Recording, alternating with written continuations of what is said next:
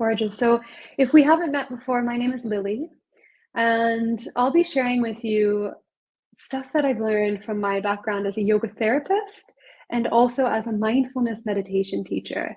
But beyond that, I'm really sharing with you personal experiences. I find that those are the most potent and authentic, the way that I've used mindfulness to get out of my head and feeling good in my body. So there's been, too many people that I've heard just stuck in their heads, letting these negative thought patterns replay, running around feeling totally burned out, stressed, anxious, either thinking way too much about what's in the future and thinking and planning and preparing and replaying something that hasn't even happened yet, or stuck in the past, rehashing and ruminating and living in those two spaces and places. And there is something so healing and so natural and so therapeutic that comes from being in the present moment. And we do that by connecting to the body. And so over the course of the next 4 weeks, 4 sessions, we'll be exploring how to, really practical, tactical ways to get out of the head and into the body. What gets in the way of that experience? Why do we stay stuck in our head? And I'll be sharing with you different lenses to do that. So stopping that negative thought pattern and really tuning into feeling a sense of presence and aliveness in the body. So before I go into all of that, I just want to do a little bit of housekeeping. Thank you for telling everyone, hi New York, hi Washington, hi Colorado, where you're calling in from. This is awesome. So next little bit of housekeeping, because I can't see you in this webinar, I still want some interaction. So if questions come up, type them in the chat. Do not be shy. If something I say resonates with you, you're like nodding your head, or you're like, yeah, that makes sense. Please, we could all, practice it now. Pop a plus in the chat or a few pluses. Oh, and that's just kind of saying, yeah, I'm here. I get it. If I'm seeing that chat really empty, I'm going to maybe think something's not landing. So this is just a good way for us to kind of gauge where we're at. Okay? Awesome. All righty. Yeah, we got a little practice going on. We got it. Pluses. Here we go. Great. Okay, so where do we begin? Why the body? Why are we focusing so much on the body? So the body, unlike the mind, the body is experiencing, feeling, sensing in the present moment. The body is always in the present moment. Our mind is actually not very mindful. Our minds are not really good at being in the present moment. Like I said, we're really used to planning for the future, rehashing the past. It's pretty rare to just naturally be in the present moment in our minds, because we're doing all of this planning and prepping and rehashing and replaying, all this time traveling. We're doing that from a very, very prehistoric, ancient part of our brain. And this is the part of our brain that's just designed to keep us safe, to help us merely survive. But now that we live in this modern world, we're like, we're not running from dangerous animals all the time and hunting and gathering our food and more like in the wild, where that part of the brain is super, super important. For the most part, yes, life is really stressful and there are scenarios where we're not safe and we got to keep ourselves safe. For the most part, this is a little bit overactivated, and we can afford to relax. And we're going to get more into that in a moment. But my point is the mind travels all over the place. Our body is always experiencing the present moment. So the body is a wonderful pathway to presence. And so we're all on the same page here. I want to talk about the difference between mindfulness and meditation. And in this, talking about the difference between the two, I'll kind of define them, okay? Just so we're all on the same page. So picture a light. And this is a spotlight. And this spotlight is not a cold, harsh, bright white medical light. This spotlight is a warm spotlight. And we call this our spotlight of attention in mindfulness. So when talking about being mindful and mindfulness, it's more like this warm glow where we're directing the spotlight into one thing. We're focusing our attention on one thing. And we can do anything mindfully. We could be washing the dishes mindfully. We could be cooking mindfully, walking mindfully. We can infuse mindfulness into everything that we do. And that is just a heightened level of focus and presence. Yeah. So meditation, we still have a mindful awareness in meditation, but that spotlight turns into a laser focus. So we're focusing on one single point and we're concentrating and we're staying there. And in meditation, our mind is going to wander. It's going to go to the left, it's going to go to the right, but we come back to that laser focus. And in meditation, we have a few different anchor points that we typically use. So one of the popular anchor points, because it's always here with us and it's always free, what is it? The breath. The breath is always here for you. So we breathe in and out and we laser focus concentrate with a mindful awareness on the breath. That is a breath-centered meditation. So they're very intermingled, they're very intertwined, they're oftentimes used to say the same thing, but they're not, okay? The mindfulness is that spotlight, meditation is that concentration of the spotlight into a laser. I hope that makes sense. And I say the warm spotlight because when we're looking with a mindful attention, when we're doing anything with a mindful attention, there's a level of kindness. We're dropping judgment. We're not here to storytell or be dramatic. We're not here to make something a bigger deal than it is or a lesser deal than it is. We're looking at something for exactly what it is. We're not even saying this is good or this is bad. It's just this is what it is. Okay? And so when we practice mindfulness meditation and say we're looking at our emotions, it's way too easy to get caught and label them and judge them good as bad or uncomfortable or enjoyable or whatever. And we're letting all that go and we're looking in with that warm, kind, non-judgmental attention. Okay, so this is going to carry through us for the next 4 weeks. So it's important that we remember this difference, like the differences between mindfulness and meditation. Okay. And another thing that's going to be really important to be on the same page about is the body.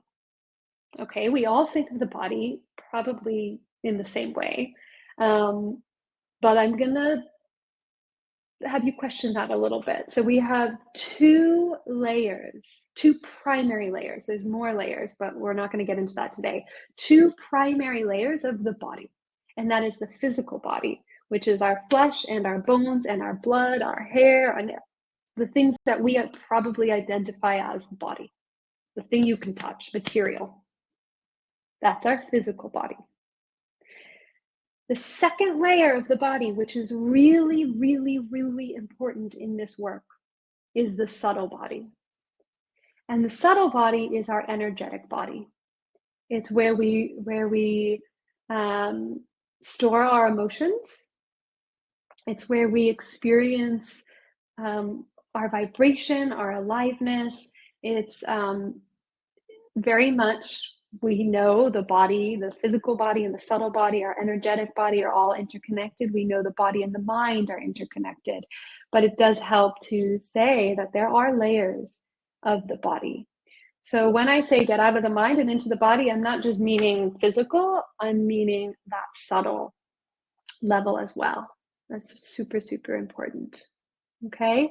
And time is flying by, but we're going to get into the meat and potatoes here. So, like I said, I think I mentioned this at the start of the session here, is we are oftentimes stuck in our heads because we're conditioned to be striving. Now, the opposite of striving is being. And I'm not saying one is better than the other. They're actually equally as important and beautiful. But oftentimes we're striving, and we lose this because our society doesn't value being. Now, in the East, and especially in more ancient Eastern traditions, Buddhism, yoga, like traditional Chinese medicine and Ayurveda, they really put a lot of value. Success is measured in how often you could be. Over here, success is measured in how much you can do and strive. And this constant striving means that we're always one step ahead. We're always in the future.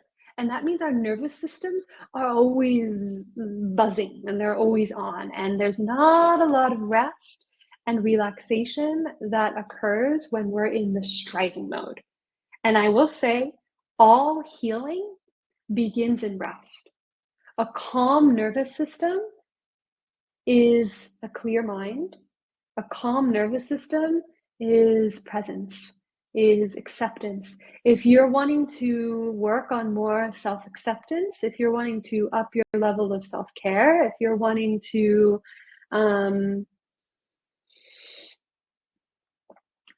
change the narratives in the mind, if you're wanting to see big changes in your life, I'm going to really encourage you to tap out of so much striving and tap into more being, more rest, more relaxation, and more understanding.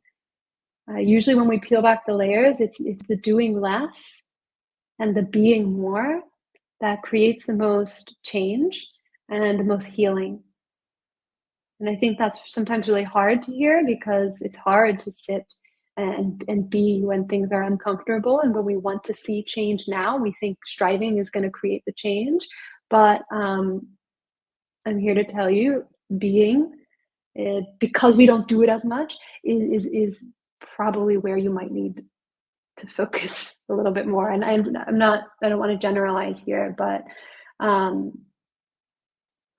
I just am here to say that this striving mode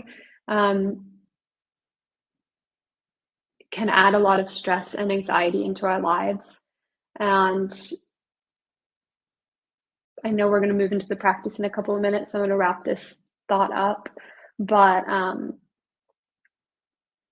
it takes a lot of responsibility to go tap into the being mode, because the striving mode is very much applauded. People like it on Instagram. Yeah, me too. Striving mode causes a lot of anxiety. Yeah, me too. Striving mode also gets a lot of likes on Instagram, a lot of applauses, a lot of our society knows what to do with that. Being mode is more behind closed doors, and the change is gradual and it's subtle and it's internal. So not everyone's going to see it. And this brings me to, I'm going to share, I can't believe I haven't shared this file with you. I'm going to share this little file with you, which kind of recaps what we're talking about and introduces you to the practice that we're going to do. So once again, I'm not entirely sure how to work Webinar Jam yet. So if you're not getting the file, let me know. I will send it to you in email later if it doesn't work right now. So if you are seeing this little PDF that I whipped up only minutes before this webinar, then you will see this practice called Grow. It's a mnemonic, it's an acronym, GROW, GROW. And this is the foundation. Got it. Good. This is the foundation that we're going to work with today in our practice. So, and because this is a 4-week series, I hope that I'll be able to be with you guys next week and the next 3 weeks. And throughout the next 4 weeks, we can be in communication and we can see how these practices are going for you. But this GROW practice is my homework for you this week. Maybe you get to it one day, maybe you do it every day, maybe you do it while you're washing the dishes tomorrow, I don't know. But we'll practice it now. I'll explain it to you first. And GROW. The first G, the first step, G, is ground. Ground, ground, ground, getting out of our minds and grounding down into the physical body first. Okay, and I literally mean feeling where your body is connected to the earth and resting your attention there for a few breaths. It's feeling inside the body, first step. And depending on your life experience, depending on how you're feeling today, grounding might come to you in a second. I might say, feel the earth, and you might, boom, drop right in. You might not be able to sense that feeling, that stability of the earth right now for various reasons, and that's okay. The more that you practice, the easier it gets to ground. You might be just working with G this week, okay? If you've sensed into that first phase of grounding, the next step is relax. And relaxation is a skill. And it's funny because I don't want you to strive to relax. This is where it does get really tricky. I don't want you to be, I'll do this in my meditation practice sometimes. And I'm like, just relax the shoulders and relax the jaw. And I'm striving towards this effortlessness, and that never works. So my choice of words usually is like, I invite the jaw to unclench. It's like a nice invitation. So it takes work. You might just be working with G and R, ground and relax. Okay, once the nervous system is calm and we feel safe and stable and steady, which will take, for some of us, a lot of time and a lot of work. For others, we might be able to tap in that sense of safety right away. But that is first and foremost with the G and the R. Once we've gotten there, the next letter, O, is about opening. Opening up to what's happening in this present moment. And, I hear sirens out right now, sirens in the streets. And it's my instinct to want to ignore those sirens. It's not helpful right now as I'm trying to lead this webinar. But this practice of opening up would be to actually include the sound of the sirens in my experience without judgment. Open up, lean into the uncomfortable emotions that are in your subtle body. Open up and create space for what is happening in this moment. And in this opening, there's an untangling. It's like opening up a present, untangling the bow, getting ready for Christmas already.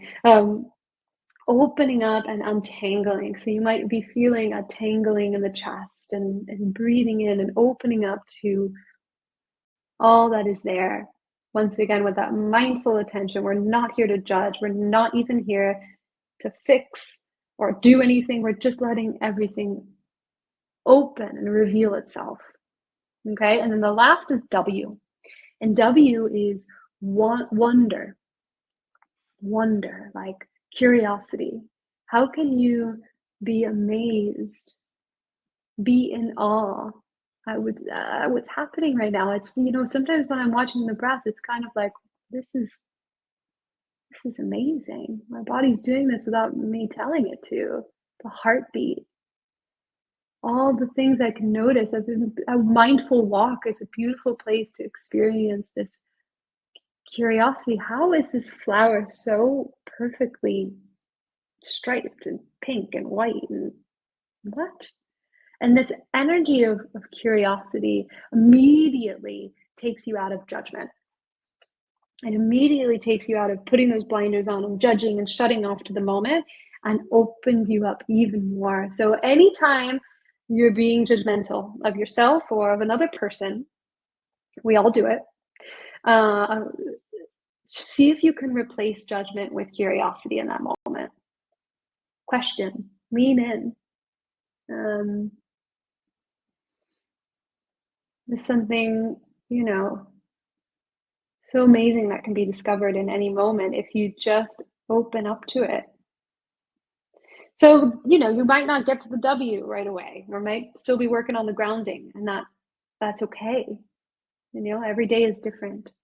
So that's grow. Now we're going to practice grow together right now, and I promise I'll save a couple minutes for questions.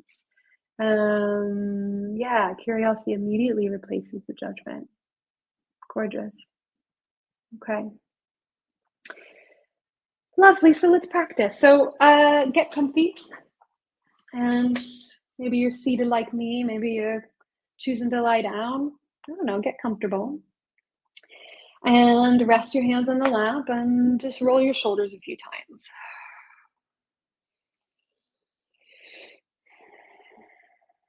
And then really soften the shoulders, relax them away from the ears. And if it feels comfy for you, if it feels nice to close down the eyes, then go ahead and close down the eyes. Otherwise, you can just have a soft gaze downwards.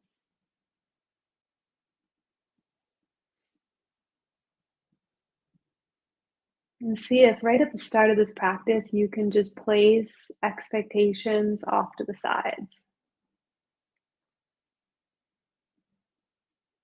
Letting go of any need to create something right now. We're just here to experience.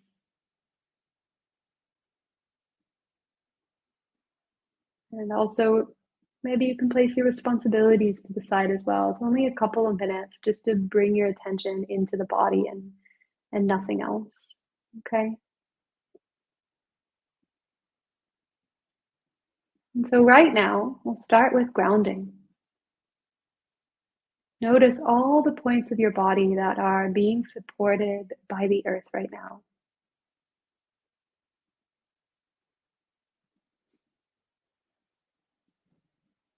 Personally, I enjoy feeling my weight heavy into that support. That might be a nice cue for you as well, feeling the weight of the body. And the earth provides this really steady, stable foundation, and you can actually let yourself be held by the support of the earth.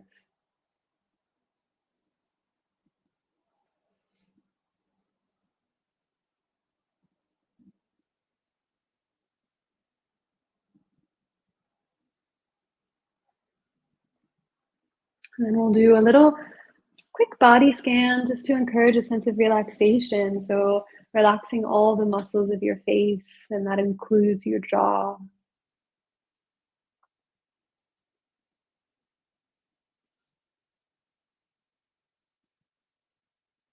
Let go of holding in your shoulders.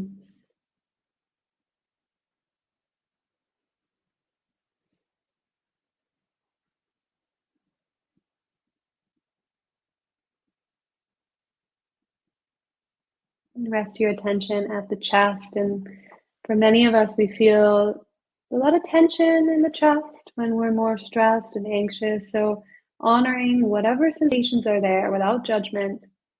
And that's you tuning into the subtle, more energetic, more emotional body. So just spending a couple breaths resting your attention here.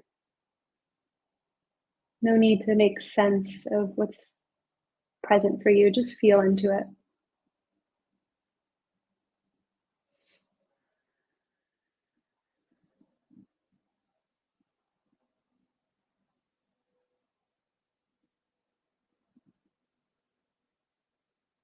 And then do the same down at the belly, feeling into any sensations there as you encourage the belly to relax.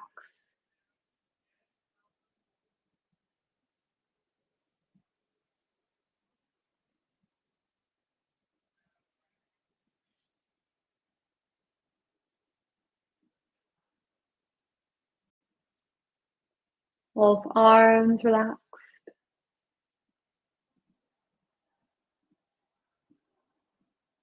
Both legs relaxed.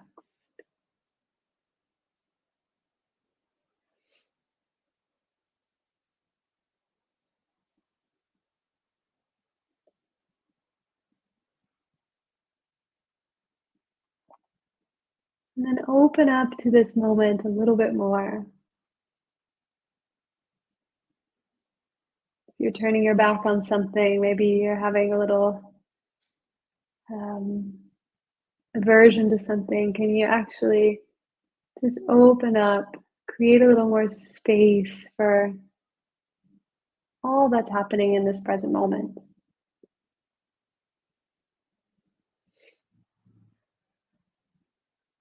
And adding that level of curiosity, of wonder, of awe, of possibility.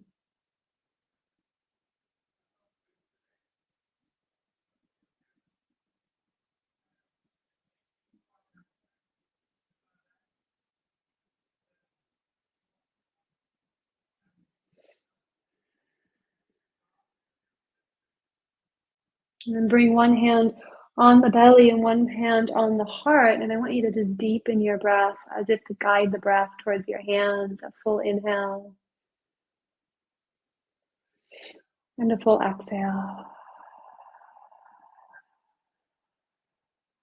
We have 2 more rounds of breath here.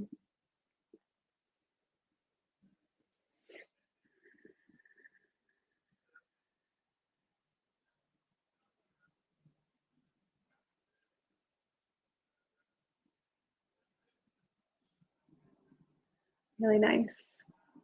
So when you're ready, just relaxing the arms. You can flutter open the eyes. And yeah, I know that was a lot of information, but see if you can apply that grow practice. 4 steps. Ground, feel your feet, relax. Maybe it's just the shoulders or the jaw.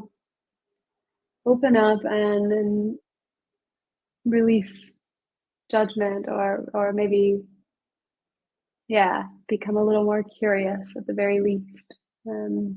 Like I said, you can do that while washing the dishes. You can do that in a work meeting, of all things, of all places. So we have a couple minutes for questions. You can type them in the chat. There might be a way for you to raise your hand and speak. We can learn together.